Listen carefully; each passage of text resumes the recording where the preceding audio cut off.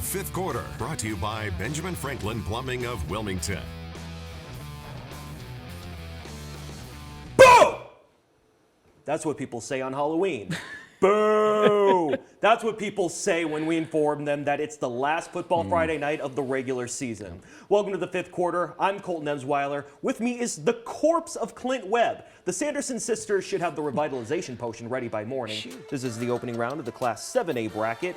Now here, New Hanover's going to punt. This is Andrew McIntosh, going to be muffed by Travis Holmes. Ooh. New Hanover trying to jump on it, but it goes into the end zone, and regardless of it being muffed, if that happens, it is a touchback no matter what, even if they recover it. Touchback, and Clint just very unlucky are the Wildcats. Yeah, I mean, what a way to start off the game, man. Yeah, right call, though. But here they get the ball back, and this is Giovanni Webb. Touchdown, 7-0, and Clint, family member of yours? No, but he would not be denied, and I like it, Colton. Keep it going. Don't we have your nephew in the green room? Yes, we do. Oh, maybe that's his brother. I don't know. That's going to be the Bucks, a big test, needing to go on the road to take on a really talented North Brunswick squad. Scorps inbounding with 7 seconds left in the first. Take a look at this. Zay Goodman receives, but Kareem Anderson has other ideas. Pokes it away. Two-handed rim rattler. That's a huge momentum swing. Ties things at 11 apiece as the buzzer sounds. Kids got ups. Now to the second quarter. Watch this heave from one side to the other. Montana Davis shoots it, count it, and the foul. Say it with me, Clint. What a beaut. What a beaut for Montana. Some passing on defense. Looks unassuming enough, but the Vikings turn it over, and that is a gimme for Kieran Bradley. She's not complaining, though, as the game pulls even. And then it pulls away. With 10 to go before the break, a bouncing ball gets settled down, and it's Bradley again, ripping it inside the near post. Eagles out in front. And before heading to the locker room, one more for good measure. Off the throw-in, Bradley blasts a turnaround shot, and she scores again! A natural hat trick for the junior, and it's not even halftime yet. Cassidy Relay finds a wide-open gap at short. It's in the grass. Here comes Sierra Persinger. We've got a tied game. 2 on in scoring position for Emily Whitwell. More like Hitwell. Through the pitcher's glove. Green light for Relay, showing her speed as the Hawks take the lead. Being around football is a luxury to some and a privilege for others, but for a pair of local officials, they're fortunate to be back on the field after major health scares. Renal cell carcinoma is pretty aggressive. Lots of people don't find it early because there are no symptoms. What I thought was a routine biopsy, it came back as stage 2 melanoma. Both Jason Dunker and Todd Holliday were diagnosed with cancer last winter. The latter saying he didn't think much about his symptoms at first, but was very fortunate to catch the disease as early as he did. I was having some pain. I thought it was a kidney stone. I was busy. I put it off. I decided to go. The doctor came in and said, you know, it's not a kidney stone. You actually have a pretty large tumor on your kidney. With it being so aggressive, if I hadn't gone in and gotten it done, it could have spread all over my body. Holliday ended up losing that kidney due to the carcinoma. Dunker, meanwhile, was in the midst of a major on-field assignment when he needed treatment. It didn't stop him, even if the melanoma also cost him a part of his body. I was 2 weeks away from working this state basketball championship, the 3A boys, and scheduling surgery at the same time. So met with an oncologist, my wife and I, and surgery was the only option to take out the cancer in my face and remove my lymph node as well. Ironically, Holliday first saw the doctor on Christmas Eve. That time frame allowed him to schedule his surgery around basketball and lacrosse seasons, not having to miss many games while receiving support from others he works alongside. We've got a great group of guys. They took care of me when I was sick. It's a great camaraderie, great brotherhood. So it was important to be out there and be as close to normal as possible. Dunker was not as fortunate, opting to take the spring off immediately following his treatment. But after a little pep talk, he decided to get back out there and serve area athletes like he has for a long time. Obviously, my first priority was making sure my health was good, and I had thoughts about retiring, after 25 years. Luckily, my wife has better sense than I do, and she was like, no way. I don't have to come out and call 150 ball games a year. I look at it as I get to. It was a big priority for me to get back out and do what I love. The name of Leland's new baseball team in the Old North State League was announced as the Cape Fear Fish Sticks, but there's an issue with the team ahead of their inaugural season. WWA Sports Director Colton Emswiler joins us now live in the studio to explain this development. Colton, what happened? The good news, Jeff, is that the team is still set to debut in May at North Brunswick High School.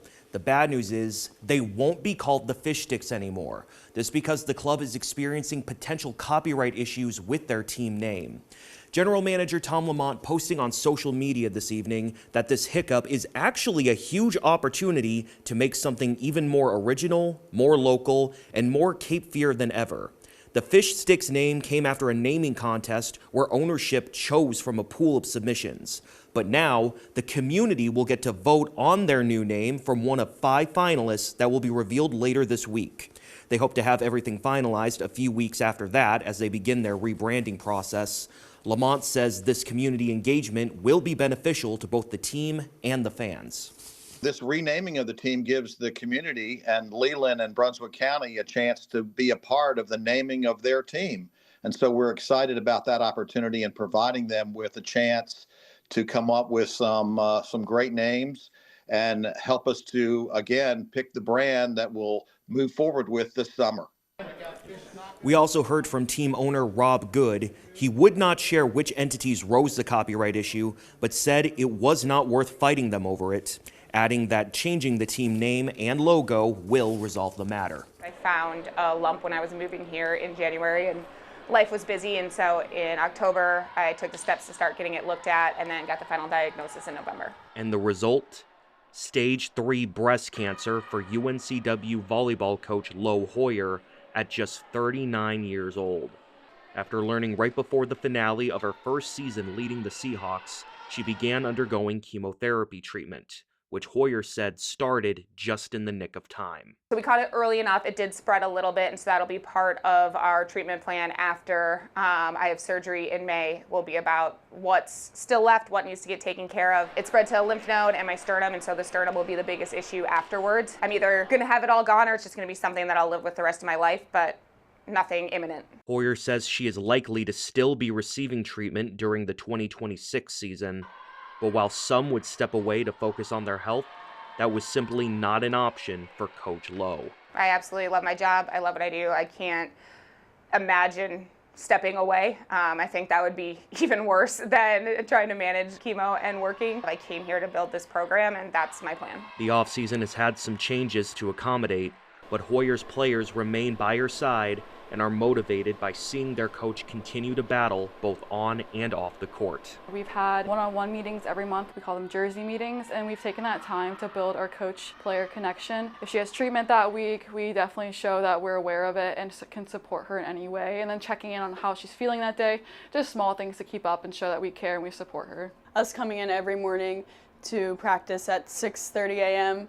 and seeing her there with a smile on her face, ready to support us and coach us every day. It's just so inspiring to see someone go through something so hard and still be there for us every day. And it just kind of pushes us even harder to do that for her. While the journey to remission is ongoing, Hoyer is taking control of this obstacle, all while being alongside those who care for her most. Every time that we're presented a challenge or something that could be difficult, there's an opportunity within it. I would love to not be going through breast cancer and going into the transfer portal and all of those things, but it's life and it's all how you take it. I'm very lucky that I have to go through this here and that I'm going through it with just amazing people that are supporting us and supporting UNCW volleyball.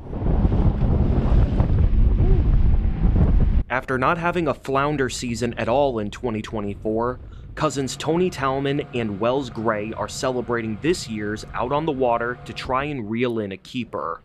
Having fished their entire lives, they've seen the regulations change, but are now enjoying one of the state's top outdoor activities once again. It's big for everybody down here, especially when the flounder comes in. Everybody wants to fish for them. Sometimes it's better to go for other stuff, but you got to get on them while you can.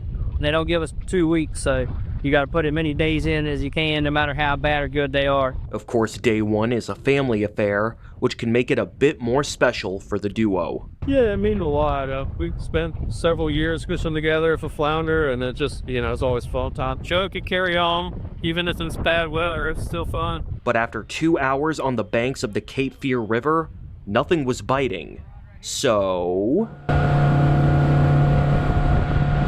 the pair decided to trek over to the Intercoastal Waterway, and that change paid off for Talman. All right, we got some. There we go. Something's better than nothing. Hey, yeah, well, here we go. So let's measure him. I'm gonna go 12. 12? Yeah. I'm not betting, man. Oh, well, center, 13. Oh, 13 on the dot, maybe 13 and an 8. A nice start, followed by reeling in and releasing some other species. There he is. This is nice. There he is. You got a net? Good size, at least. What's that one again? This is a red drum. Red drum? Yeah. All right, you're the expert.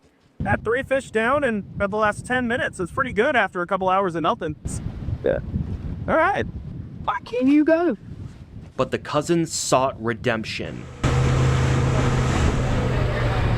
opting to head back to the Cape Fear River. And what do you know? Little one, little flounder. There we go. Ooh, that one. You're probably like 10 or 11. That was your first one of the day. How's that feel, Wells? Yeah, it feels good. I was gonna go find his daddy now. Catching 2 was nice after the slow start to the day, but when it comes to one they could keep, the third time was the charm. One more to end it all. Let's go. That's one of the day. Biggest one yet.